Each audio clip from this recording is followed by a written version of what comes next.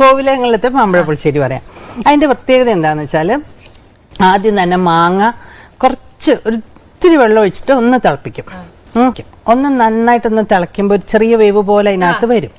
അതിനകത്തേക്ക് നല്ലപോലെ ശർക്കര പാനി അങ്ങോട്ട് ഒഴിക്കും. ശർക്കര പാനിയും ഈ മാങ്ങയും കൂടി ഇങ്ങനെ വഴണ്ട പോലെ ഇങ്ങനെ വഴറ്റി ഇങ്ങനെ എടുക്കണം.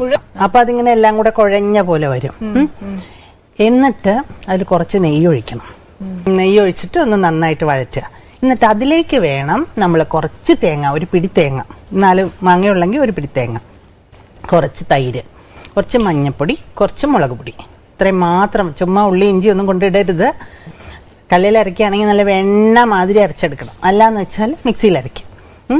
നന്നായിട്ട് വെണ്ണ പോലെ അരച്ചെടുക്കുക. അരച്ചിട്ട് ഈ മാമ്പഴത്തിന്റെ ഈ കുറുക്കി വെച്ചിട്ടില്ല അതിനകത്തോട്ട് ഒഴിക്കുക. എന്നിട്ട് പ്രത്യേകം ശ്രദ്ധിക്കേണ്ടത് കടുക്, മുളക്, ഉലുവ നെയ്യിൽ തന്നെ വറക്കണം. വെളിച്ചെണ്ണയിലൊന്നും വറക്കരുത്. കുറുകിയ പോലെ ഇരിക്കും. ഒരു പാത്രത്തിൽ ഇങ്ങനെ കുറുകിയ പോലെ, അന്ന് കട്ടിക്ക് അങ്ങനെ പുഴുക്ക് പോലെ ആക്കരുത്, ഒത്തിരി ലൂസായിട്ട്.